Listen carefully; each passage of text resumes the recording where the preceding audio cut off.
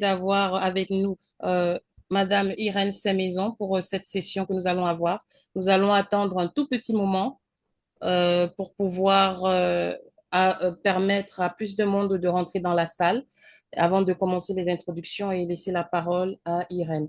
Donc, est-ce que, Paula, tu peux mettre un peu de musique, juste D'accord, pour le temps d'attendre un tout petit peu? d'accord. Un instant.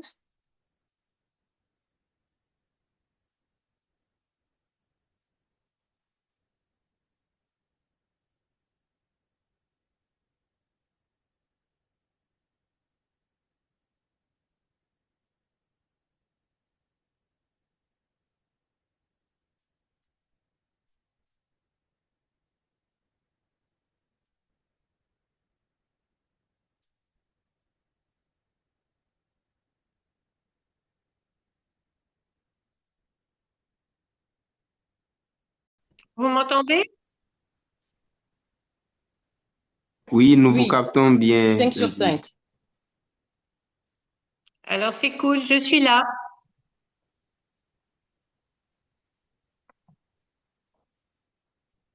Donc, pour commencer, j'aimerais déjà dire merci à Madame Sémaison d'avoir bien voulu accepter de donner à notre groupe cet atelier sur la levée de fonds. Comme vous avez vu, aux nombreux participants, je pense on en a eu plus de 60 déjà inscrits et nous avons encore plein de membres qui sont en train de venir. Nous sommes très excités. C'est un sujet de très grand intérêt. Donc, nous sommes contents de vous avoir avec nous. Juste une petite bio rapidement. Euh, Irène Semaison est une dirigeante et consultante engagée avec plus de 20 ans d'expérience dans le secteur associatif et le développement international, notamment en Afrique de l'Ouest. Elle est directrice d'Efficience depuis 2016 au cabinet de conseil spécialisé dans l'évaluation de projets et le renforcement des capacités des organisations de la société civile. Irène est également formatrice associée à l'Institut Bioforce à Dakar et siège au sein de plusieurs comités d'experts et conseils d'administration, dont SOS Sahel, la Fondation Ensemble, l'agence Microprojet et l'EGAPES. Son parcours inclut des responsabilités au sein de Tostan, de la Fondation Ensemble, d'Andan Maroc et de l'ambassade de France à Washington, où elle a travaillé sur les relations avec la société civile. Donc, sans plus tarder, je laisse la parole à Irène pour commencer notre session. Merci encore, Irène. Merci pour cette introduction. Bienvenue à tous et toutes les participants et participantes. Je vais vous partager mon écran et je voudrais juste qu'on prenne un petit moment pour se présenter les uns les autres. Dans le chat, j'ai dit que je proposais une session sur la mobilisation des ressources parce que la mobilisation des ressources, ça implique, et ça va être notre sujet aujourd'hui, beaucoup plus de choses qu'une levée de fonds qui donne l'impression que, on prend une décision et puis on va effectuer une ou des actions de levée de fonds. Non, la mobilisation des ressources dans notre métier, elle est fondamentale, elle est transversale à toutes nos organisations, elle est nécessaire, elle est indispensable et elle doit être faite de manière professionnelle pour que cela soit réussi. Sinon, on fait beaucoup d'énergie pour rien. Alors, merci Ingrid parce que tu m'as présenté plus. Alors, je ne vais pas aller plus loin là-dessus. Je voulais juste vous signaler un ouvrage que j'ai écrit et que j'ai mis à disposition sur mon site internet, Efficience. Cet ouvrage, c'est en anglais et en français, Mobilisation des ressources par les ONG nationales, zone Afrique de l'Ouest. Et vous verrez que j'ai aussi édité un kit d'outils très pratiques pour que vous puissiez avoir des checklists quand vous envoyez des demandes de financement à des bailleurs. Je voulais vous remercier aussi parce que vous avez posé des questions que bien sûr auxquelles je vais essayer de répondre et puis de toute façon j'espère que on aura l'occasion d'échanger. Alors Cindy qui est la grande chef opératrice de cet atelier va vous proposer le premier sondage, car elle a la main sur le Zoom et qu'elle a préparé les petits sondages que je voudrais que vous puissiez renseigner petit à petit. Et le premier, bon, c'est une manière un petit peu de faire connaissance. Cindy, can you launch the first poll? Do I need to stop sharing my screen?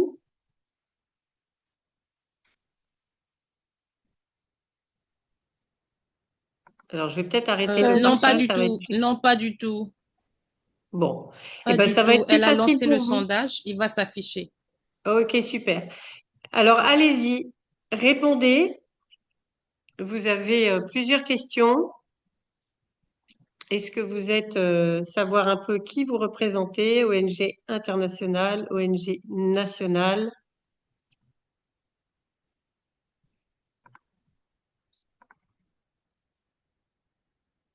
J'en vois pas beaucoup qui répondent.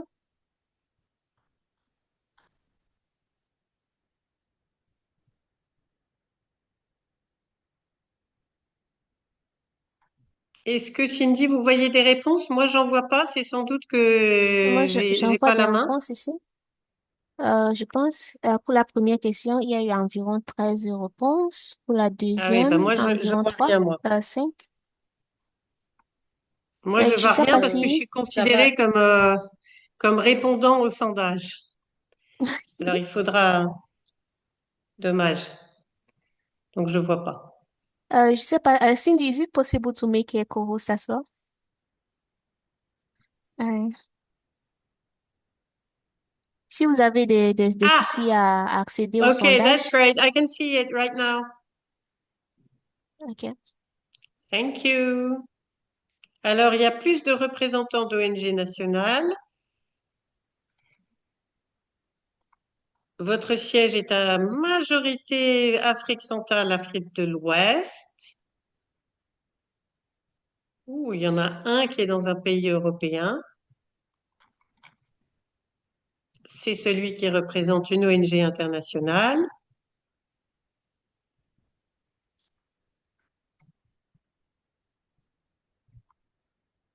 Alors, je n'ai pas mis l'Afrique de l'Est parce que j'ai supposé que nous étions dans un espace francophone et que donc on n'aurait pas forcément d'auditeurs d'Afrique de l'Est parce qu'ils seraient pas forcément à l'aise en français puisqu'on m'a demandé d'organiser cette session en français. Donc, ne vous sentez pas exclus. C'était pas du tout. Et d'ailleurs, mon ouvrage Mobilisation des ressources, je l'ai fait justement en français et en anglais pour qu'il soit utile au plus de monde possible, puisque je l'ai mis à disposition librement. Alors, first of all, quelque chose de très intéressant que vous exposez, au-delà de votre présence géographique, c'est que, et ce n'est pas fait pour m'étonner, la majorité d'entre vous a un seul bailleur. Alors, je crois qu'on a une collègue de Madagascar qui vient d'entrer, si je ne fais pas d'erreur. Bienvenue. Et donc, ce qui est intéressant de remarquer, c'est que un seul a au moins 10 bailleurs. Alors, je parierais, pas cher, mais je parierais pour dire que celui ou celle qui a répondu au moins 10 bailleurs vient d'Europe. Est-ce que celui ou celle qui a répondu ça peut me dire si j'ai raison ou tort? J'ai pas trop compris. Est-ce que vous pouvez répéter, s'il vous plaît? Oui, il y a un ou une qui vient d'une ONG internationale. Il y a un ou une dont le siège est en Europe. Et il y a un ou une qui a dit qu'ils avaient au moins 10 bailleurs. Je voudrais juste savoir qui a répondu au moins 10 bailleurs. Ah non, moi c'est la personne qui vient de l'Europe, mais mon ONG n'a que 6 d'ailleurs. Ah, alors qui a répondu au moins 10 bailleurs?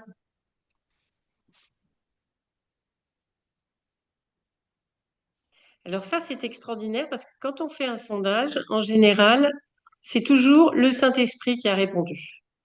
Donc, le Saint-Esprit est parmi nous, je suis ravie de l'accueillir, et donc il a répondu au moins 10 bailleurs. Bon. Eh bien, écoutez, je vous remercie beaucoup d'avoir répondu à ce sondage. Si je vous ai posé la question de combien de bailleurs est-ce que votre ONG a en ce moment, ben justement, c'était pour vous ouvrir à cette réflexion que il faut impérativement avoir un minimum de plusieurs bailleurs, au moins trois, pour assurer la pérennité de son organisation. Alors, j'envoie dans le chat, et après, je vais arrêter de regarder le chat, où vous dites, on espère à la fin de cette session le document. Alors, ce que je vous disais, c'est qu'il est en lien sur le site. Hein, donc, voilà, il suffit d'aller sur le site et puis de le télécharger. Je vous mets le lien sur le site. Vous avez une page publication et vous trouvez toutes ces versions en français, en anglais, etc. C'est libre. Alors, on va mettre fin au sondage et je vais repartager mon écran pour alors partager les résultats. Voilà, je vous partage les résultats. Et je voudrais juste vous proposer ce petit... alors, vous avez plein de personnes dans la salle d'attente. Je voudrais juste vous proposer cette petite photo de l'aide internationale telle qu'elle est aujourd'hui. Vous avez, comme vous le voyez, une prééminence de qu'est-ce qui c'est. Alors, c'est moi qui admets ou les personnes finalement ou je Non, non, pensais je que le j'avais fais. pas la main, mais c'est Non, moi qui je admets peux les le faire. personnes maintenant. Vous avez été, alors, comment dire? How Ajouter do you comme say- poste. exactly. Donc, mais nous allons le faire. Ne vous gênez pas pour cela. Ok, c'est super sympa, merci beaucoup. Donc, une majorité de notre,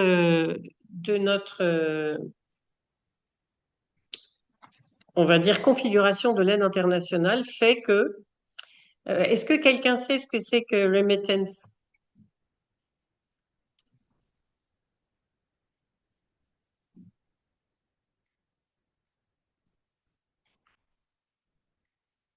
Ouh, si vous vous cachez derrière vos micros, on va avoir du mal, hein. Qu'est-ce qui sait que ce que c'est que remittance?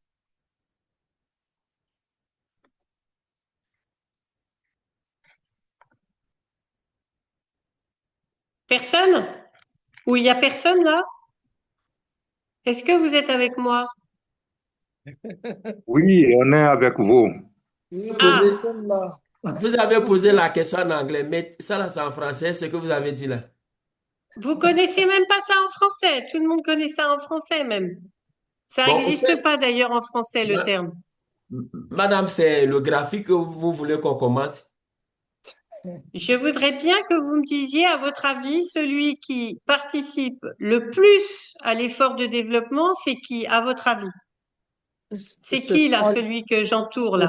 ce sont les membres de la diaspora. Voilà. Et c'est ça qu'on appelle remittance. C'est-à-dire, Ah. c'est tout, merci madame, c'est tous les envois de fonds qui sont envoyés par la diaspora. Et puis ça, vous avez ce qu'on appelle le ODA, c'est l'aide publique au développement. Ça, c'est tout ce qui est les fondations. Et ça émerge petit à petit, c'est tout ce qui est les investissements en capitaux dans notamment les entreprises sociales. Donc, si je vous ai montré ça, c'est juste pour vous dire que le plus gros de l'effort pour le développement n'est pas fourni par ceux dont on parle en permanence, mais il est fourni par cette masse dont on ne parle jamais, mais dont on commence à parler un petit peu depuis l'effondrement du système traditionnel de l'aide, et qui sont justement les représentants des diasporas. Alors, je voudrais rentrer dans le vif du sujet et vous proposer un nouveau sondage pour comprendre comment est-ce que votre organisation est financée. Alors, les collègues qui m'aident vont vous proposer ce nouveau sondage parce qu'on est toute une équipe et c'est ça qui est cool. Monsieur Sano, bonjour, je vais bien. Et vous? Un petit sondage. Le deuxième Euh, sondage. ouais, je pense que c'est déjà bon. Je sais Cool. pas si vous le voyez. Ouais. Ah, je vois que nous sommes 27. Alors, votre OSC, merci beaucoup. Oui, je vois. Votre OSC, elle est financée en majorité par des bailleurs. Alors, vous avez plusieurs réponses, hein, évidemment, possibles. Des bailleurs institutionnels multilatéraux, des bailleurs institutionnels bilatéraux, des fondations privées, des fondations d'entreprise, des fonds propres que vous générez, ou l'appel à générosité des particuliers, ou des entreprises, ou d'autres sources. C'est pas caché en tout cas.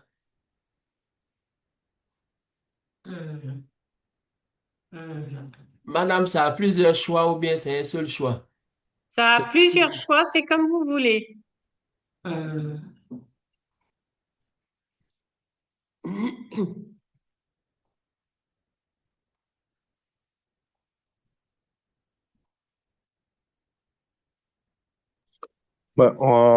Madame, bonjour. On doit répondre directement?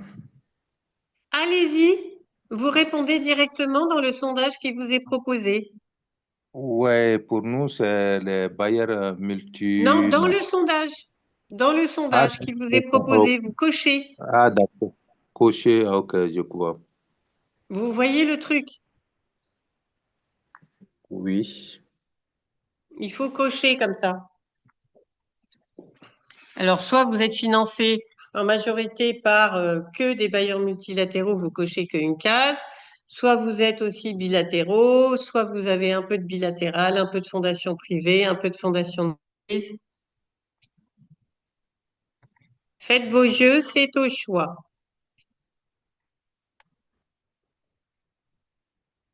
Alors, super, je vois qu'il y en a 22 qui ont répondu. Bon, on est 27, tant qu'à faire. On va profiter des réponses de tout le Quelle est la monde. différence entre les deux premiers choix? Ah, nous allons voir ça après. Justement,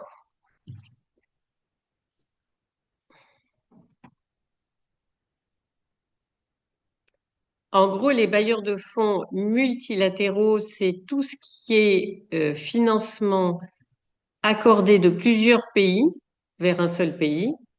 Tout ce qui est programme commun, énorme programme commun, tout ce qui est Nations Unies, tout ce qui est Banque mondiale, tout ce qui est Banque africaine de développement et tout ça. Et les coopérations bilatérales ou bailleurs institutionnels bilatéraux, ce sont toutes les coopérations qui sont initiées par un seul pays vers un autre pays. GIZ, coopération japonaise, coopération suédoise, coopération danoise, coopération anglaise. Alors, je vois qu'il y en a 23 sur 27. Est-ce qu'on va s'arrêter à ça ou est-ce qu'on va attendre les derniers? On va peut-être s'arrêter à ça. Alors, ce qui est intéressant, c'est que vous répondez, alors on va commencer par ceux qui répondent autres sources. Et ce qui est intéressant, c'est il y en a 4 qui ont répondu autres sources. Alors, est-ce que vous pouvez nous décrire les autres sources, ceux qui ont répondu autres sources? Alors, on est là pour apprendre les uns des autres, hein. Alors, les sondages, ils sont faits pour ça. Donc, quels sont ceux qui ont répondu autres sources? Et ne me dites pas le Saint-Esprit, parce que le Saint-Esprit, on l'a déjà vu tout à l'heure. Je Nous pense qu'il avons y a seul homme Célum qui qui a a la main levé la levée. main. Ok. Ok. Alors, Bonjour, moi, vous je vois m'entendez? pas, hein, parce que comme je partage mon écran, Vous m'entendez là? je vois pas hein, qui a levé la main. Donc, ne levez pas la main et parlez directement surtout. On n'est pas beaucoup, donc ça peut être vraiment très interactif. Ok. Super, vous m'entendez? Oui, on vous entend bien. Ah, Bonjour. super. Bon, moi, je parle de d'autres sources parce que nous avons, par exemple, dans nos programmes, l'accueil des volontaires. Par exemple, les volontaires expatriés. À travers l'activité, le programme sur lequel ils sont restés en partant, par exemple, quand nous prenons la promotion de la santé de reproduction chez les filles ou les serviettes hygiéniques, ce sont les jeunes volontaires là qui sont partis en Europe pour mobiliser de fonds pour nous, pour que ce programme soit pérenne et pour qu'on fasse la distribution de ces serviettes hygiéniques dans les écoles, par exemple. Là, c'est une autre source. Parce qu'ils ont ressenti le besoin en eux-mêmes et ils se sont donné volonté pour nous mobiliser des fonds.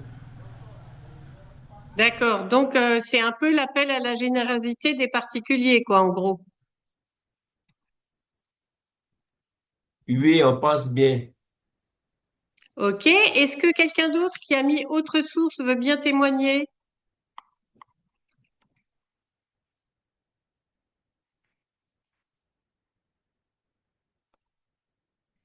Ah, il faut pas se cacher derrière son micro et sa vidéo éteinte, hein, parce que là, on n'a qu'une heure ensemble et c'est participatif. Alors sinon, ça sert pas à grand-chose, hein. Moi, je suis pas là pour blablater, hein.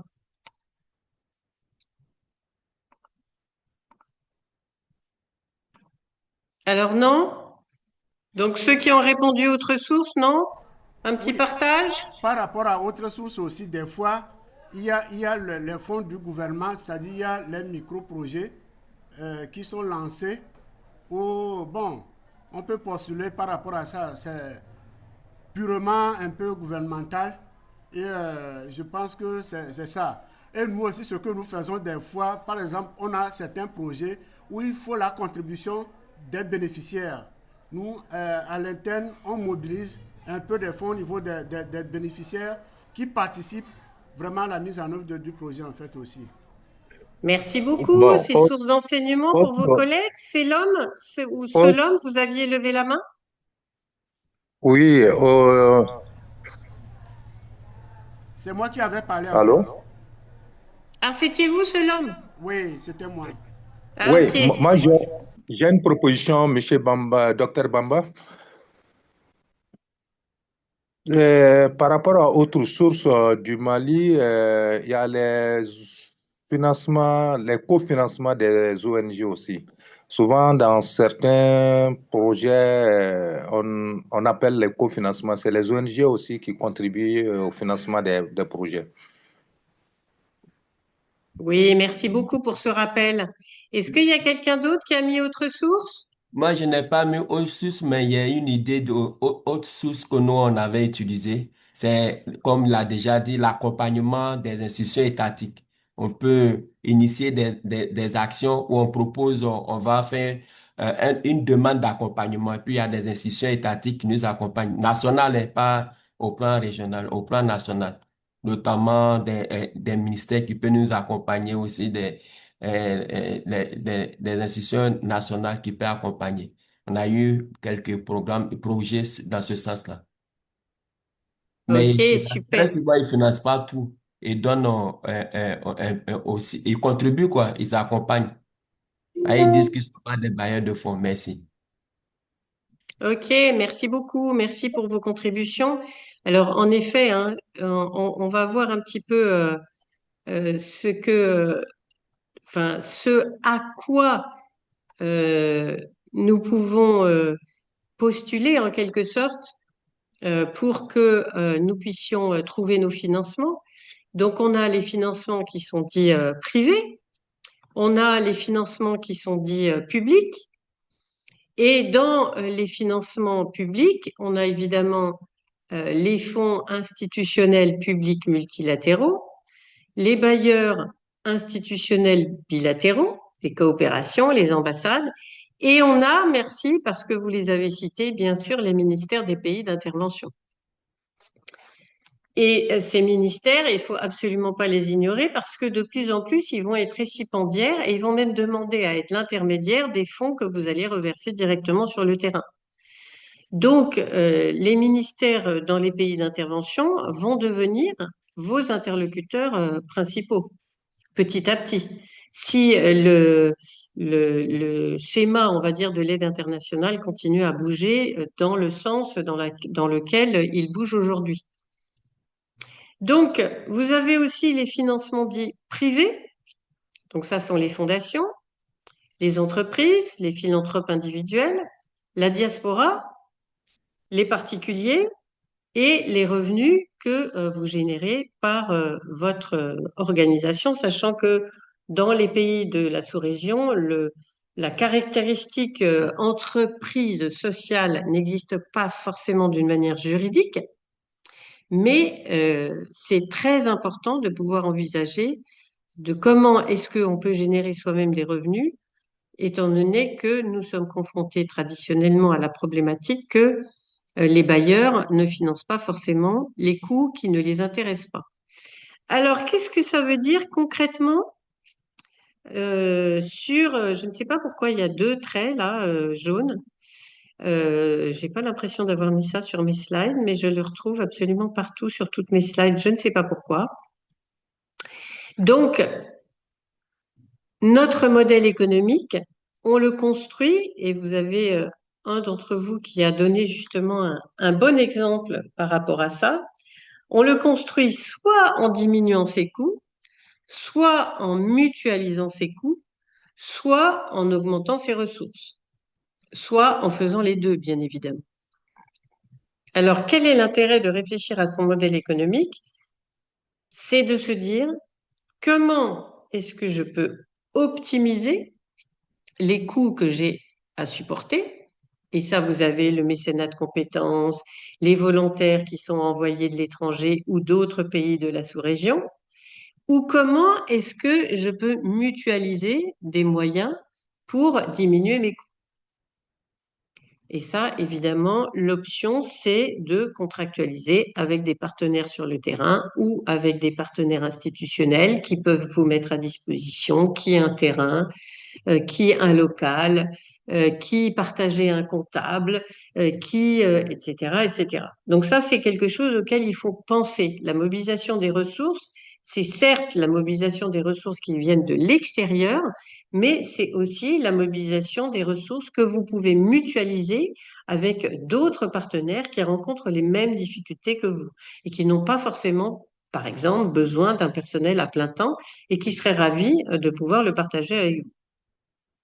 Et puis tout ce qui est ressources, ça va être effectivement le financement public, les revenus d'activité et les fonds privés auxquels il faut penser, puisque même si on dit qu'ils représentent peu dans le paysage de l'aide publique au développement, on voit que si on ajoute les philanthropes, les investisseurs et la diaspora, eh ben, ça représente une énorme et écrasante majorité, 4 fois plus que l'aide publique au développement.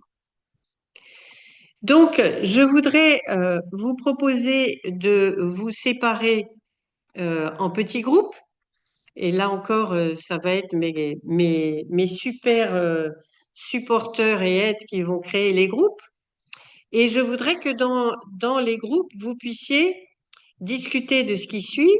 Et je vois que mon partage a sauté. Que se passe-t-il en ce moment et quelles conséquences pour votre stratégie de mobilisation des ressources? Première question. Et quels sont les défis que votre organisation rencontre au sujet de la mobilisation des ressources? Que se passe-t-il en ce moment et quelles conséquences pour votre stratégie de mobilisation des ressources et quels sont les défis que votre organisation rencontre au sujet de la mobilisation des ressources? Je vous propose 10 minutes de partage en groupe.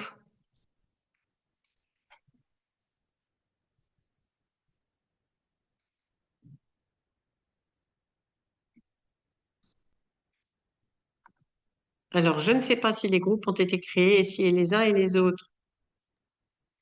Non, Merci beaucoup. pas La encore. question a été reproduite dans le chat. Que se passe-t-il en ce moment et quelles conséquences pour votre stratégie de mobilisation des ressources et quels sont les défis que votre organisation rencontre au sujet de la mobilisation des ressources?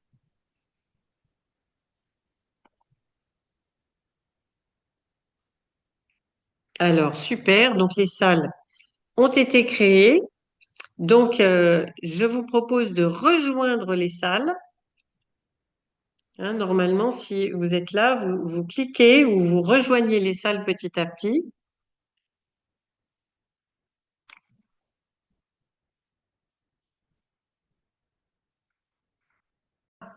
Bon, bon, de toute façon, tout le monde va revenir petit à petit. Oh, and so Jamis, you were not sent to any session. You were just on your own, crying for help, and nobody was there for you. C'est pas I bien think ça, hein? I think it's, Oh là là. I think it's because I just joined, so and I've also had a little bit of network instability, I think. Okay. Well, I think everyone will convene in the main room now.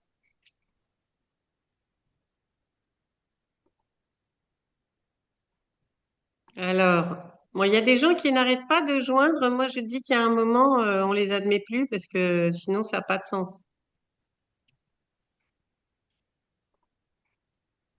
Alors, est-ce que tout le monde revient petit à petit et qu'est-ce qui voudrait summarize? Qu'est-ce que vous avez dit?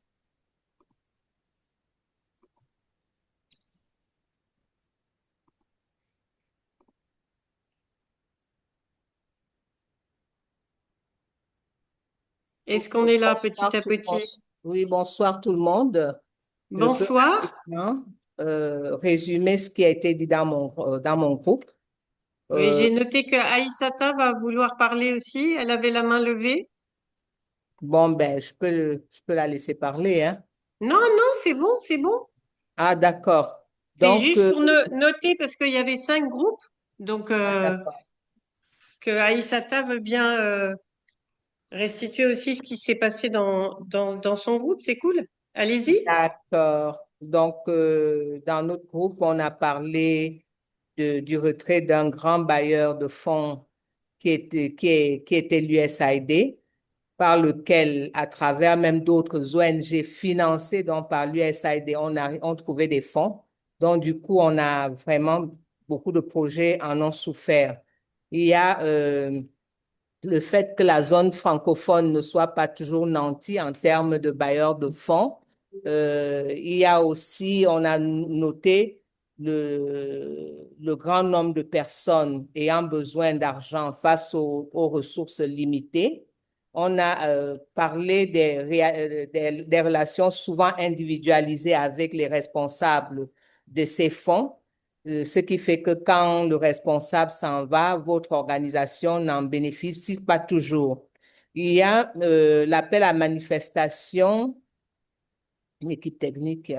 Il y a la limitation des régions lors des appels à manifestation. Souvent, ça peut être réduit tout simplement, par exemple, au Togo, au Cameroun, alors que ça aurait pu être la Centrafrique et autres.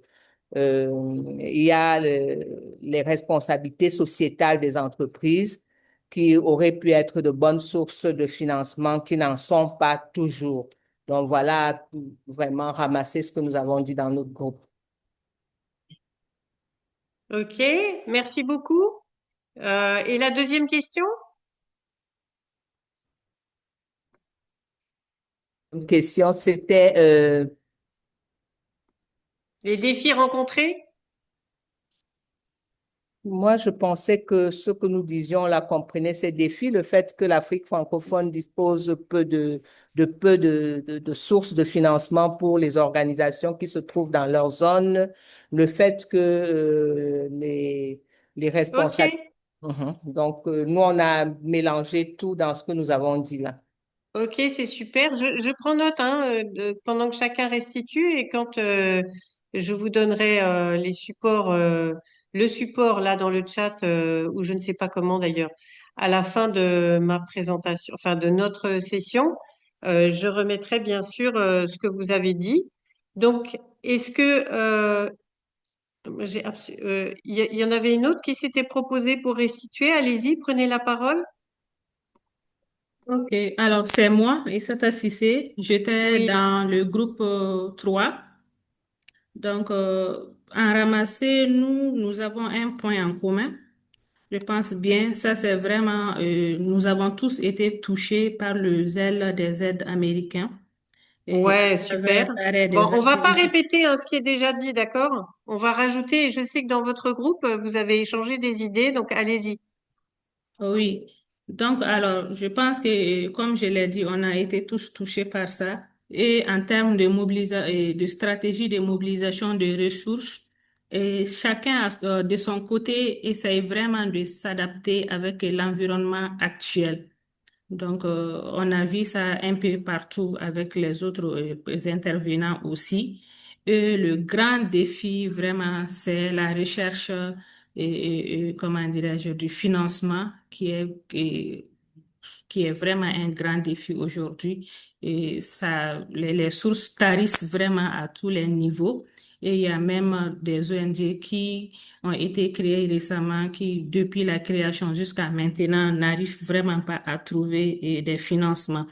Et comme stratégie, d'autres personnes essayent vraiment d'offrir certaines diversifier des activités comme offrir des prestations de services pour vraiment essayer de compenser un peu. Donc, en grosso modo, c'est ce que nous avions eu à dire, mais peut-être les autres intervenants dans mon groupe aussi peuvent me compléter si j'ai omis des choses. Merci. Merci beaucoup. Oui, c'est ce que j'avais entendu. Oui, Aka, Victoria? Une fois, merci. Nous prenons en notre compte tout ce qui a été dit par les autres groupes. Et dans notre groupe, nous sommes plus focalisés sur la mobilisation des ressources à travers les recherches de sites d'appel à projets, à travers les partenaires techniques et financiers, les ambassades. Est-ce que c'est le début d'année et il faut pouvoir checker sur les différents sites pour voir les appels éventuels et proposer. Également, nous avons dit que c'est là que nous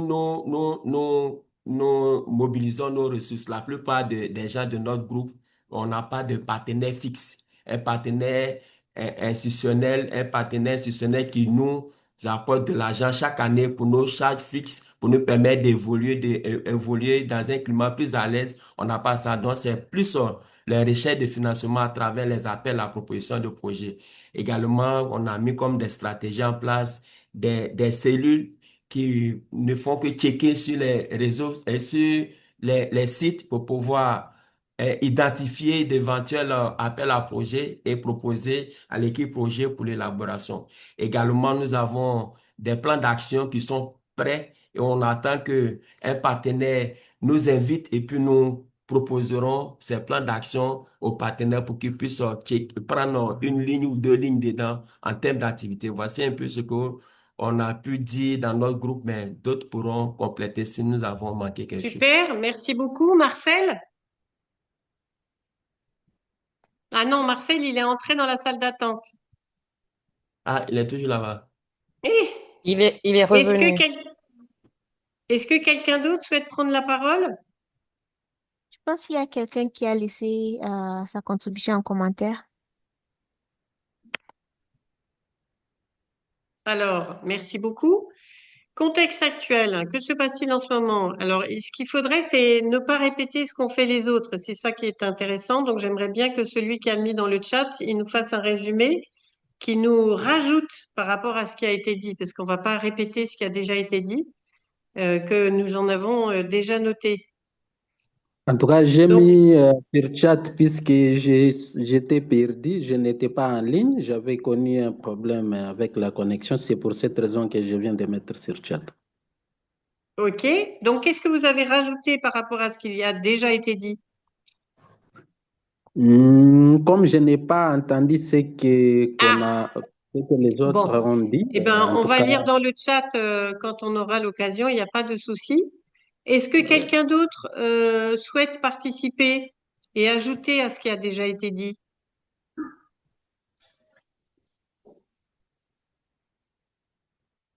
Alors, je vous remercie hein, parce que effectivement, vous avez partagé pas mal de soucis que vous avez et pas mal de solutions aussi que vous envisagez.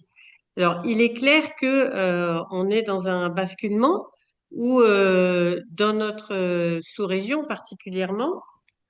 Oui, Marius, vous avez levé la main? Oui, j'avais levé la main, merci pour vraiment la parole donnée. Je pense que le système francophone est vraiment lésée dans la distribution des richesses sur la planète Terre. Lorsque nous faisons des recherches, nous voyons que le monde anglophone en Afrique est beaucoup plus financé. Oui, ça Voilà, a tu déjà vas été te casser dit. la tête. Ça a déjà été dit, la situation vécue par le monde francophone. Est-ce que vous aviez quelque chose à rajouter? Bon, ce que je vais ajouter, bon, on nous demande de présenter, par avoir les financements, de présenter les activités antérieures. Alors, si l'activité antérieure, par manque de financement, a été mal procédée, comment tu peux faire un bon bilan de l'année antérieure? Et si ce n'a pas été financé, tu ne peux pas travailler. Donc, vous allez voir que 80% des organisations ont ce problème-là.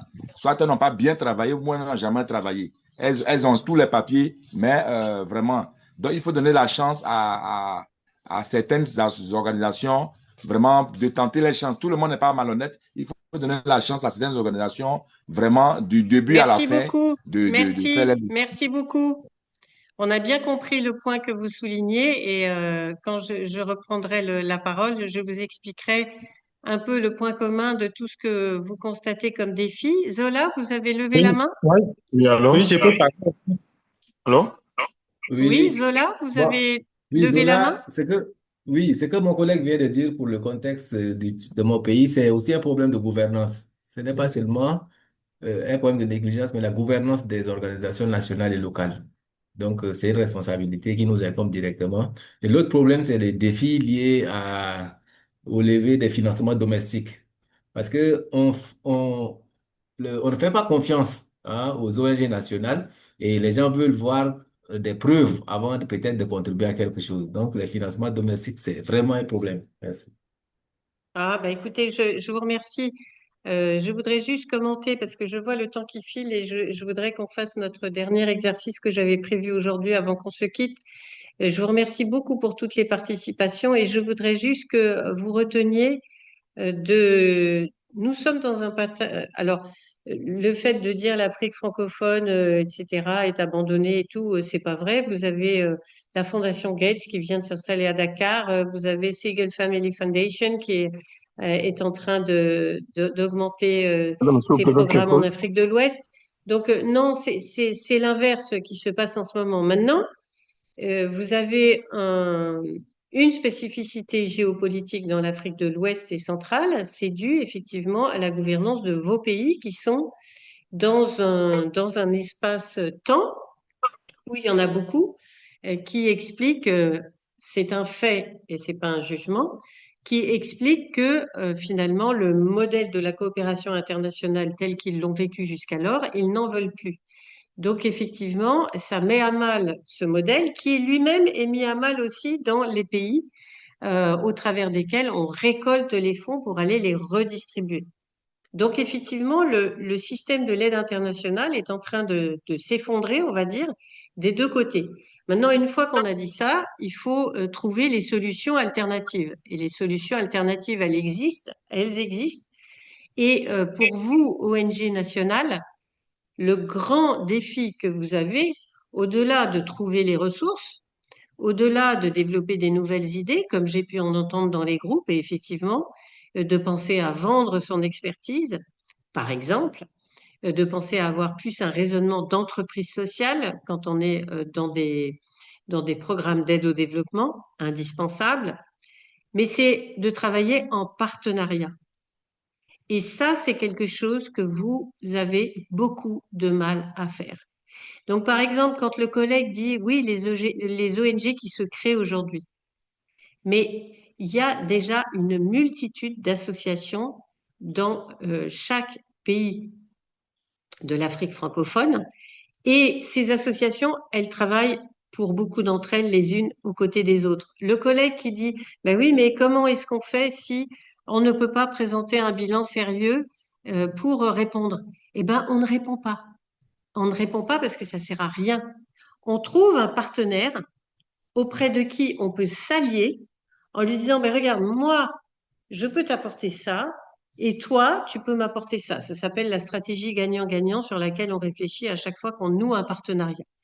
La clé aujourd'hui de la stratégie de la mobilisation des ressources, c'est pas de continuer à répondre seul à côté des voisins qui répondent seuls, et qui font que dans les comités de sélection de propositions dans lesquels je suis, on dit, ah ben cette année j'ai reçu 700 propositions alors que l'année dernière j'en avais reçu 200, c'est de réfléchir à comment est-ce que je peux maximiser mes chances de réussir.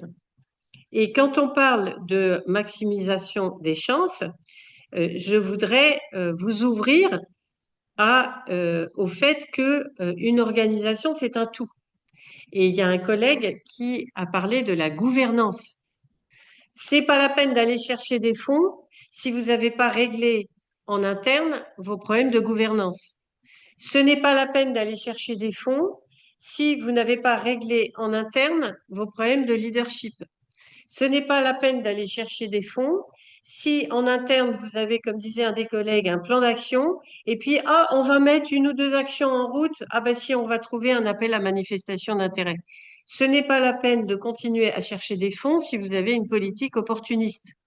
Ce n'est pas la peine de continuer à dire et à parler d'une stratégie de mobilisation des ressources si vous n'avez pas la conscience que tout est lié dans votre organisation.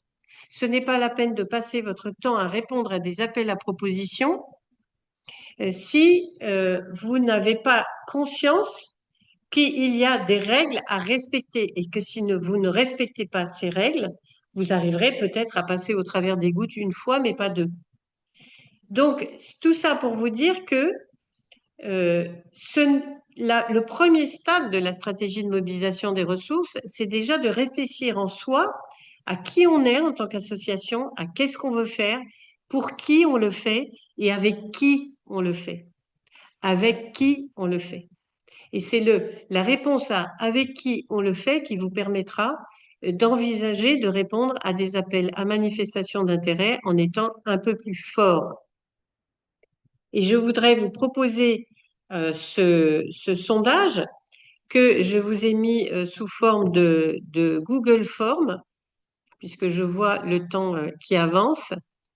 Et le Google Form, je vais vous le mettre dans le chat. Alors attendez, je vais arrêter le partage. Je vais vous le mettre ici dans le chat.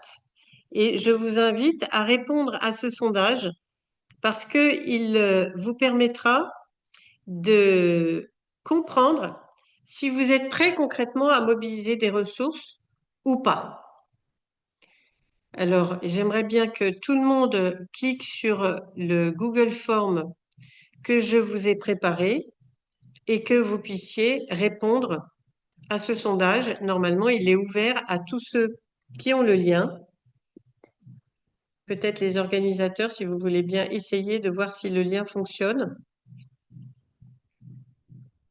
Vous m'entendez là? Oui, on vous entend.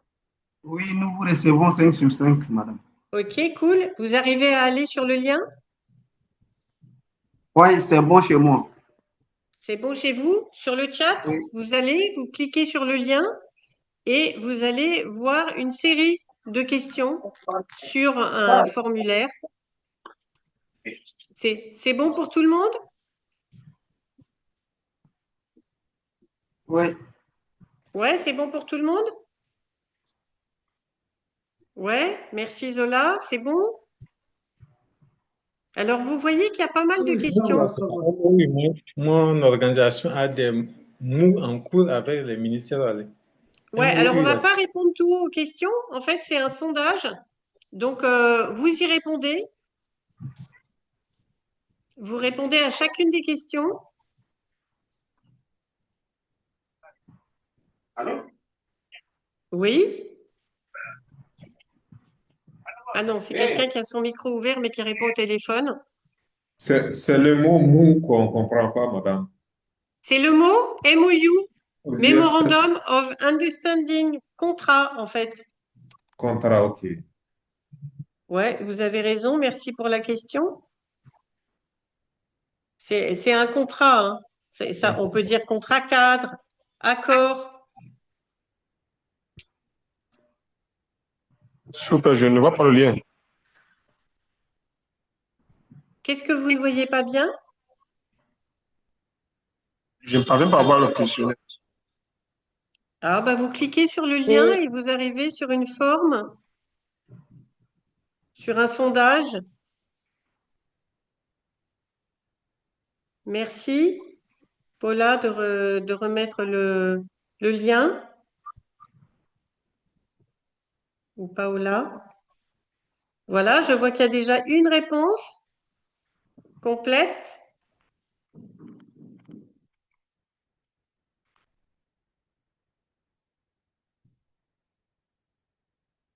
Alors, le but de ce sondage, c'est de vous faire comprendre si, dans le fond, vous êtes prêt à mobiliser des ressources. Je vois qu'il y a 2 réponses, super. Alors, ce ne sont pas des questions pièges, hein, bien évidemment. On est entre nous.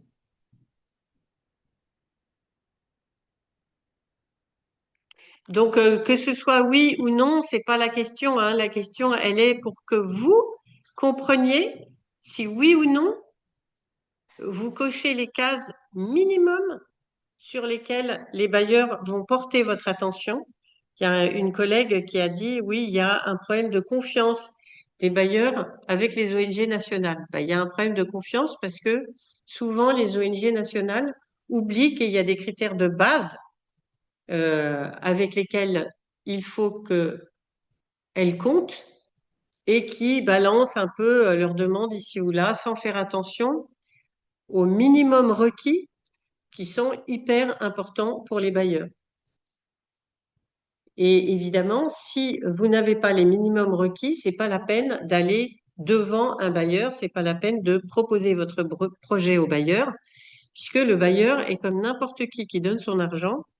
Il souhaite uniquement que son argent soit productif de résultats, d'impact, qu'il ait servi à quelque chose, que l'effort qu'il ait consenti ait servi à quelque chose. Alors, je vous remercie parce que je vois que les réponses s'enchaînent.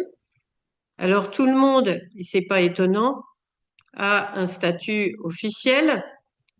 Alors, bravo. Il y en a beaucoup aussi qui ont des statuts signés et à jour. Vérifiez bien qu'ils sont signés et vérifiez bien qu'ils sont à jour parce qu'avec le CISBENEL dans nos organisations et les nouvelles lois, beaucoup ne font plus référence, par exemple, à la loi 1901. Et beaucoup ont changé les règles des statuts, justement, pour essayer que les ONG aient une gouvernance solide. Donc, tous ceux qui ont répondu, c'est vrai pour mon organisation, vérifiez bien que vos statuts sont à jour, qu'ils correspondent à la gouvernance que vous avez actuellement dans votre organisation et qu'ils sont signés par tous les membres au minima du conseil d'administration. Alors, mon OSC a des MOU en vigueur, c'est-à-dire des accords cadres en vigueur avec les ministères, en lien avec vos thématiques. Je vois que oui, les comptes rendus de CA et d'AG signés et réguliers sont disponibles. Je vois que tout le monde a répondu oui. Donc, j'aimerais bien avoir le détail de tous ceux qui ont répondu oui. Il y a une AG minimum par an. Il y a 3 conseils d'administration tous les 3 mois. Et donc, ça veut dire que vous pouvez produire d'emblée les comptes rendus des 2 dernières années d'AG et les 3 comptes rendus des 3, donc 6 derniers conseils d'administration signés par tous les membres, hein. Les 2 derniers rapports annuels financiers visés par un commissaire aux comptes, externe bien sûr. Je vois qu'il y en a 15 qui ont répondu oui.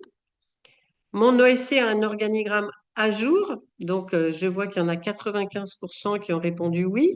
Donc un organigramme à jour, ça veut dire que l'organigramme est fidèle à la liste des ressources humaines qui sont en vigueur et qui ont un contrat effectif, que derrière cette liste de ressources humaines, il y a une grille de salaire, que derrière cette grille de salaire, il y a bien évidemment des fiches de poste. Donc, c'est tout ça ce que veut dire hein, avoir un organigramme à jour. Je vois que 19 aussi ont des procédures RH, PSEA et administratifs à jour. Mais il n'y a que... Donc, OK. Nous mettons à jour notre site régulièrement. Ça veut dire que pour toutes les parties prenantes qui étaient présentes aujourd'hui, on peut aller sur votre site et on a une information qui date au maximum d'1 mois. Nous organisons régulièrement une ou des actions pour communiquer nos impacts obtenus. Donc, ça veut dire que dans les 3 mois précédents, le jour où on est aujourd'hui, vous avez communiqué sur des actions qui ont obtenu des impacts. Donc, ça veut dire que vous avez dépassé les résultats, c'est-à-dire que vous n'avez pas dit « nous avons distribué tant de kits », mais vous avez pu dire « nous avons opéré un véritable changement auprès de la population cible, car en distribuant des kits, nous avons obtenu tel résultat, par exemple kit solaire, nous avons obtenu une amélioration de l'éclairage dans les habitats et l'impact que nous avons obtenu, c'est une augmentation des résultats des enfants compte tenu du fait qu'ils ont pu mieux étudier le soir. Hein, l'impact, c'est ça. Le résultat, c'est nous avons distribué tant de kits. Nous avons justifié de procédures suivies en ce qui concerne le reporting aux bailleurs. 92% ont dit ça. Alors ça, il ne s'agit pas de dire oui, j'envoie des rapports aux bailleurs. Il s'agit d'expliquer quelle est la procédure en interne que je suis dès lors qu'on me demande d'écrire des rapports à des bailleurs. Ça veut dire que quelle est la procédure en interne que je suis dès lors qu'on me demande de justifier et d'être redevable de l'argent qui m'est confié. Nous connaissons notre véritable taux de frais administratifs de notre OSC en pourcentage des coûts directs. 62% ont dit oui. Ça veut dire que vous êtes capable de dire combien exactement de frais administratifs vous avez, que vous ayez 1, 5, 10 ou 40 programmes. Nous pouvons à tout moment indiquer le taux de consommation budgétaire moyen sur les projets en cours.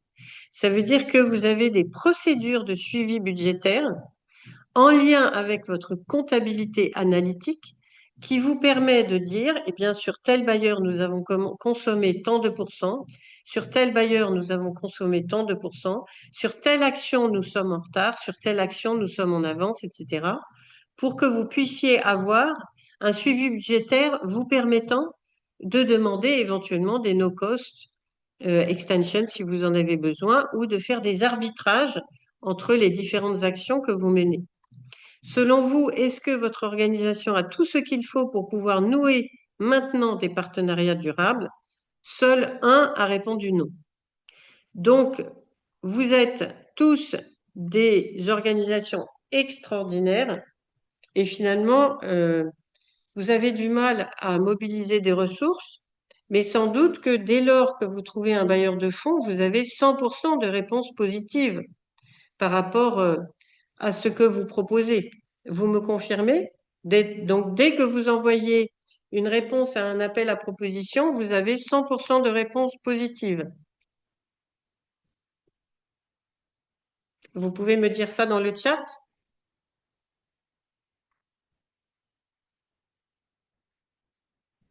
Notre constat est que malgré le respect des normes, les OSC nationales demeurent sous tutelle des organisations internationales. C'est faux.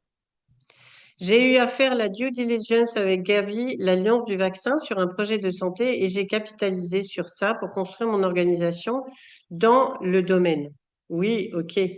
Si vous n'avez pas toujours des résultats positifs, c'est que peut-être vous devriez re-regarder la liste que je vous ai proposée.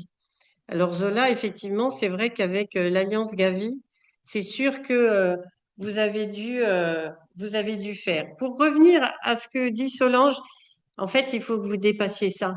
C'est-à-dire qu'il y a beaucoup de bailleurs aujourd'hui qui financent directement les ONG nationales. Il faut se faire de la veille pour les trouver. Vous avez beaucoup de bailleurs institutionnels qui ouvrent leur financement aux ONG nationales. Vous avez beaucoup de bailleurs qui émergent aujourd'hui et qui n'existaient pas avant et qui sont uniquement dédiés aux ONG nationales.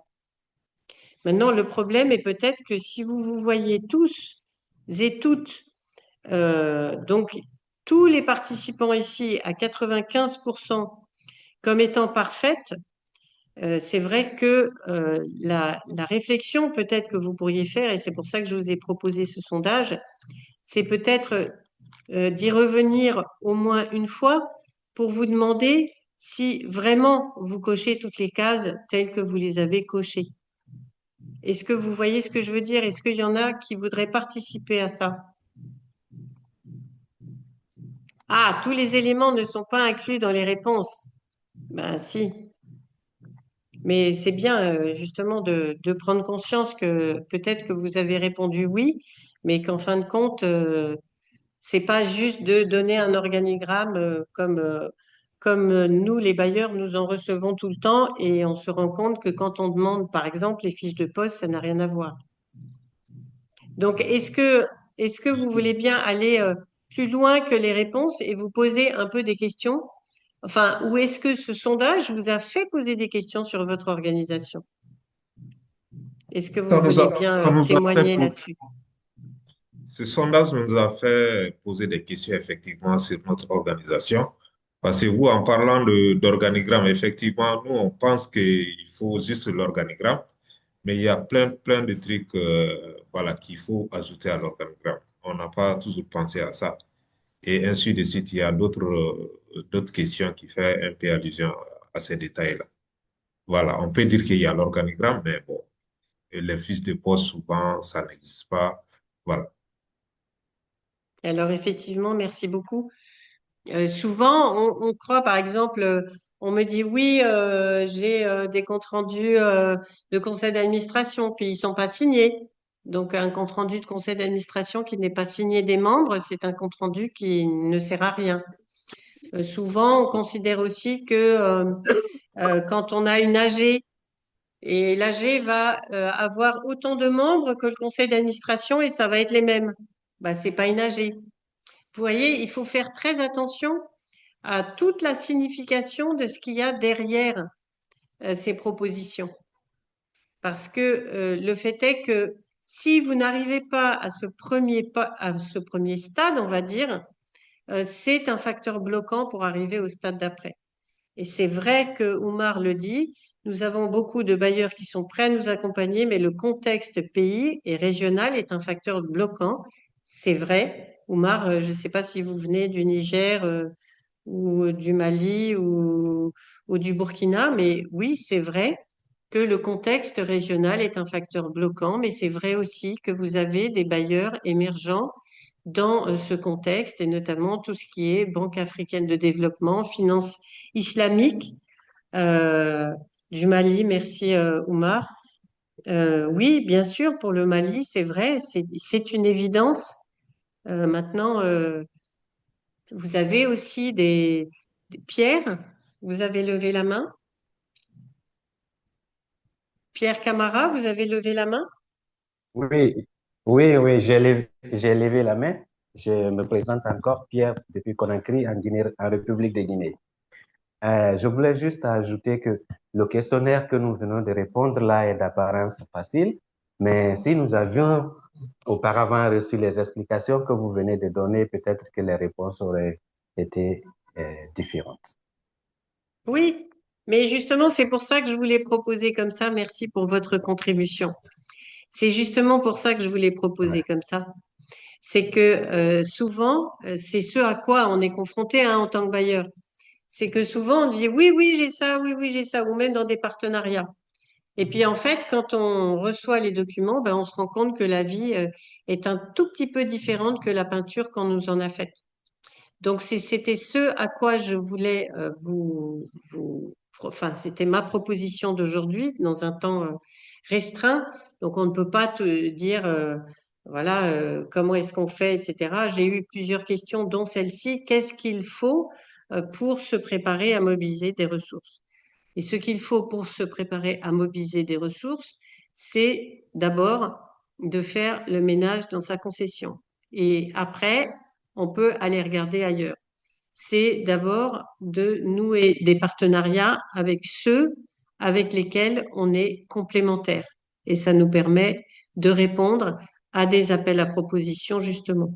C'est de dépasser les clivages ONG internationales, ONG nationales. On est tous là pour servir une population qui est en difficulté. Donc, il y a aujourd'hui une grande réflexion vers les ONG nationales. Les ONG internationales se questionnent beaucoup aussi. Et donc, il y a une redéfinition du schéma de l'aide internationale et nous sommes un petit peu au milieu où les cartes se rebattent.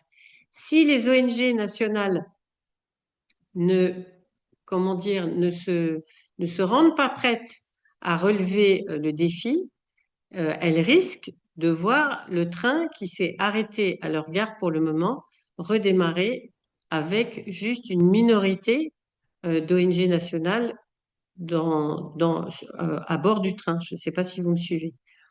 Donc, c'était un petit peu ça le message principal que je voulais vous donner aujourd'hui. Réfléchissez à vos organisations, réfléchissez aux autres moyens qu'il y a de mobiliser des ressources, et même dans les pays en difficulté aujourd'hui, on voit quand même des entreprises qui s'ouvrent à la RSE, même si la RSE n'est pas identifiée comme une obligation légale pour toutes les entreprises, c'est quand même quelque chose qui existe. Donc, tournez-vous vers les entreprises, tournez-vous vers vos ministères qui, de toute façon, veulent reprendre le contrôle dans certains pays. Soyez bien dans les règles du nouveau système comptable Sysbennel et autres, parce que ça, c'est fondamental. Et commencez à vous poser les questions en interne de comment est-ce que vous pouvez améliorer votre fonctionnement quotidien et comment est-ce que vous pouvez envisager de nouer des partenariats pour augmenter le spectre de vos actions et être plus complet dans vos propositions et dans vos possibilités de réponse. Est-ce que ce que je vous dis là, vous vous dites n'importe quoi, c'est pas du tout fait pour moi, ça n'a rien à voir avec ce que je vis, ou est-ce que ce que je vous dis là résonne un peu dans ce que vous vivez ou dans ce à quoi vous réfléchissez? Si vous pouvez me dire dans le chat, si vous préférez par le chat ou en prenant la parole librement, comme vous le souhaitez.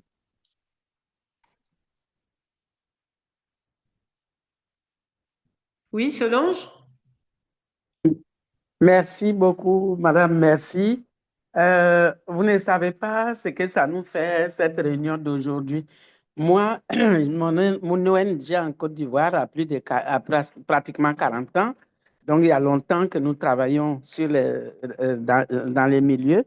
Et c'est la première fois, comme on l'a dit au début, que ce qui nous arrive, arrive.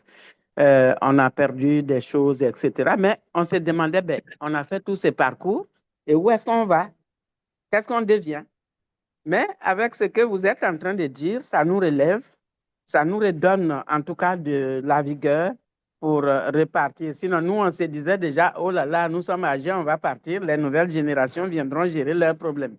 Mais bon, je pense qu'on est encore utile pour les aider à comprendre, à relancer les choses. Vous nous donnez des pistes et ces pistes-là, j'avoue qu'on est prêt à les emprunter, sauf que peut-être il faut qu'on puisse avoir, et ça, ma demande c'est vers Catalyst Now, est-ce qu'on peut avoir une autre réunion une autre fois où on insiste vraiment sur la piste du secteur privé, sur les nouvelles pistes qui sont là, sur nos relations avec nos collègues internationaux. Je le dis toujours, moi, je ne suis pas pour qu'on tourne en léthargie. Une ONG nationale et internationale peut parfaitement se compléter en termes de stratégie et de vision. Et donc, il n'y a aucun souci avec ça. La seule chose qu'on se disait, il ne faut pas qu'une soit toujours au-dessus de l'autre, mais si c'est mettre ensemble nos synergies, pourquoi pas? Parce que comme on dit en Côte d'Ivoire, c'est chaud pour nous tous. Autant c'est chaud pour les nationaux, c'est comme ça que c'est chaud pour les organisations internationales. Quelles relations? Comment on peut rebâtir notre partenariat ensemble? Donc, voici un peu les deux axes vraiment pour lesquels j'ai une attente. La piste du secteur privé, la piste d'une collaboration véritable entre collègues ONG nationales et internationales. Le secteur privé, public, vous l'avez bien dit, on est en train de sortir des lois pour bien nous contrôler. Et si nous ne sommes pas comme il faut, si nous ne suivons pas les choses, les normes, c'est sûr qu'on va se faire avaler par les publics. Et ils ne sont pas, moi je dis toujours ici, on n'est pas antagonistes. Bien au contraire, nous travaillons pour que le public marche mieux pour les communautés. on n'est pas différent, on ne sort pas de là. Nous rentrons dans une politique globale et cette politique globale-là doit faire la place à chaque entité publique, privée, société civile. Je veux vraiment dire merci pour ce que j'ai entendu parce que ça me relance en tout cas dans... Sinon, moi, j'étais prête en tout cas à prendre mes clics et claques des personnes âgées pour aller m'asseoir à la maison. Voilà, merci beaucoup. Bon, si vous prenez vos clics et vos claques, vous m'appelez, hein, parce que moi aussi, je suis dans les personnes âgées. Est-ce que quelqu'un veut prendre la parole? Je crois qu'on a encore peut-être 2 minutes avant de se quitter. Est-ce que quelqu'un veut prendre la parole? Oui, Aïssata? Alors, moi, je voulais surtout ajouter que je me vois très bien dans ce que vous venez d'évoquer. D'abord, premièrement, il n'y a vraiment pas de blocage actuellement pour nous parce que nous sommes dans une phase de vraiment nous adapter en termes de stratégie de mobilisation de ressources. C'est pourquoi on n'hésite pas à vraiment identifier d'autres organisations, surtout qui soient internationales, par exemple OIT, qui ont les mêmes domaines d'intervention que nous pour vraiment aller vers ces personnes-là, de marcher vers eux, pour vraiment trouver des synergies d'action sur comment est-ce qu'on peut vraiment collaborer ensemble. Donc, ça, c'est premièrement. Bon, deuxièmement, je me dis, quand je vois vraiment la situation politique de mon pays, qui est le Mali, vraiment, on est dans une dynamique où il y a vraiment l'intention de contrôler tout. Vous avez également parlé de se tourner vers les ministères. Donc, il y a des ministères sectoriels qui s'inscrivent vraiment sur nos axes stratégiques. Maintenant, il s'agira quelle approche adopter pour vraiment démarcher vers ces ministères-là. Ça peut aussi être un bon piste. Merci. Ok, merci. Papa? Non, mais j'ai levé la main avant lui. D'accord, Ah, allez-y. excusez-moi. Allez-y, allez-y. Allez-y, parce que je vois pas, vous savez, je vois pas tout le monde qui lève la main. Alors j'essaye, mais allez-y. D'accord, d'accord. Donc, c'est M. Desailly, Marius. En tout cas, je vous dis merci. C'est comme un diagnostic que vous venez de faire. Moi, je retiens que les ressources humaines sont la base du financement. En tout cas, je viens d'apprendre ça tout à l'heure. Je vous dis merci pour ça. On va faire en sorte que tous les départements soient fonctionnels et que les rapports aussi de chaque commission soient clairs. Parce que c'est clair, il ne faut pas aller chercher des financements alors qu'en interne, il y a des dysfonctionnements. Ça, vraiment, vous m'avez fait du bien aujourd'hui. Merci bien. Et puis, je vous embrasse, madame. Super. Oh, bah, je l'ai reçu. Est-ce que quelqu'un souhaite D'accord. Merci, c'est Papin qui parle depuis le Tchad. Je suis donc le secrétaire général du conseil d'administration de notre organisation.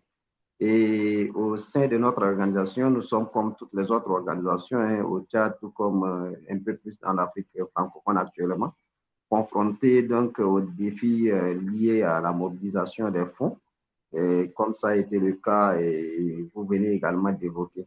Nous, au sein de notre organisation, nous essayons de nous adapter. Et nous essayons de nous adapter en travaillant beaucoup plus à harmoniser tout ce qui est documentation, être surtout en norme au sein même de l'organisation pour pouvoir faciliter en quelque sorte l'accès aux opportunités.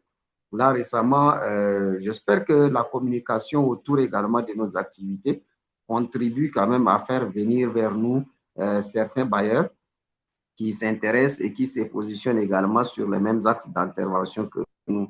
Donc, nous ne cessons pas, par exemple, de recevoir chez nous des partenaires qui arrivent et qui essaient de comprendre un peu ce que nous faisons en termes d'activités et autres. Donc, déjà là, c'est positif. Et en termes de documentation, effectivement, c'est un point clé parce que récemment, nous avons eu à travailler avec Secours Islamique France où il était question d'aller en consortium pour une proposition. Et il y a énormément de documentation que Secours Islamique France nous a sollicité. Et il était quand même difficile parce que nous avons des défis liés à certains documents qui n'existaient pas. Mais ce qui est intéressant, c'est qu'à la fin de cette collaboration, bon, à la fin de ce parcours, Secours Islamique France s'est engagé à nous accompagner à avoir donc tous ces documents, à renforcer également la capacité du personnel dans ce sens. Et donc, c'est déjà positif. Et j'encourage aussi toutes les organisations à aller vers les entreprises ou soit encore les structures qui ont les services RSE. Aujourd'hui, nous collaborons avec la Coton Tchad qui produit le coton au Tchad.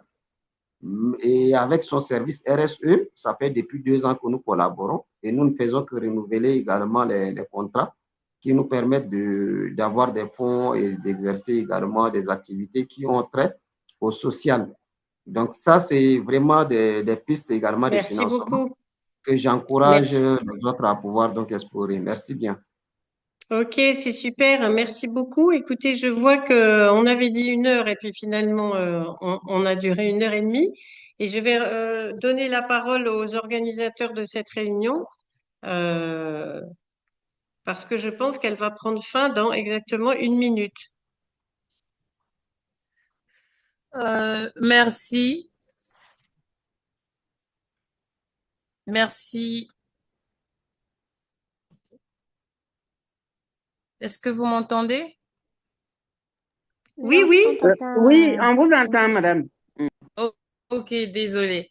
Ok, donc je voudrais d'abord remercier tout le monde qui a pu être là aujourd'hui. Merci infiniment, Madame Irène Maisons pour cet exposé. Ça a été vraiment un parcours. Ça a aussi été une manière de nous remettre en question, de nous poser des questions fondamentales par rapport à nos organisations. Et vraiment d'avoir vraiment pour regarder vers l'avant, il faut avoir pour la survie de votre organisation, avoir plusieurs sources de financement. Nous avons vu aujourd'hui que la plus grande des sources de financement, ce sont les rémittants, c'est-à-dire nos confrères de la diaspora. Dans le reste, il y a les bailleurs institutionnels, multilatéraux, bilatéraux, à savoir les financements propres et publics. Dans la mobilisation des ressources, elle suggère beaucoup de créativité, notamment la mutualisation des ressources. Et j'ai beaucoup aimé le partenariat stratégique gagnant-gagnant. Donc vraiment, c'est important de pouvoir s'allier, se mettre ensemble parce que nous avons toujours des choses à apporter les uns aux autres dans les groupes où on a pu discuter, on a pu échanger. On a regretté le départ des bailleurs de fonds et la rareté des financements, mais nous sommes vraiment contents et euh, du questionnaire qui a été donné à la fin, vers la fin par Madame Sémaison, très, très intuitif, qui nous ramène à aller à la base pour pouvoir être top quand on va se présenter. Et donc, je remercie tout le monde. Nous, comme a dit Solange, il y a beaucoup d'autres choses à faire. Merci déjà d'avoir été là. Et nous espérons, nous demandons aux membres, si possible, euh, nous sommes contents que vous ayez été là aujourd'hui, mais nous espérons, nous allons demander à Madame Sémaison si elle pourrait encore prendre un peu de son temps pour essayer de pousser un peu plus à fond, si elle est disponible, bien entendu. Sur ce, je repasse la parole. Je pense qu'il y a un dernier pôle, un dernier questionnaire. Est-ce que vous pouvez répondre au questionnaire? Et ça, il y a 3 questions, donc vous pouvez aller de haut en bas pour pouvoir répondre aux questions. Ça a été quelque chose de vraiment interactif, donc merci. Merci. Est-ce que il y a des membres qui vous aimeraient dire un mot de fin? Merci, Irène.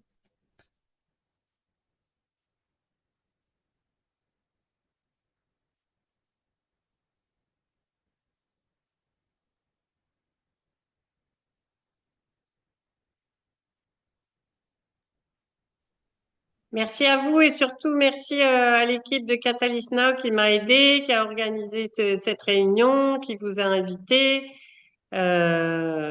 Notre représentante régionale Ingrid qui vous a proposé des questions.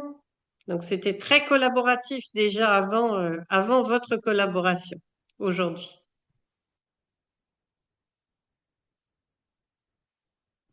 Merci.